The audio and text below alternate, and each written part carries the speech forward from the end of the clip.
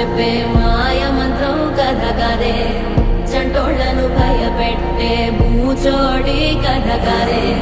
తాత ముత్తాతమ్మల భూతాల కథ కదే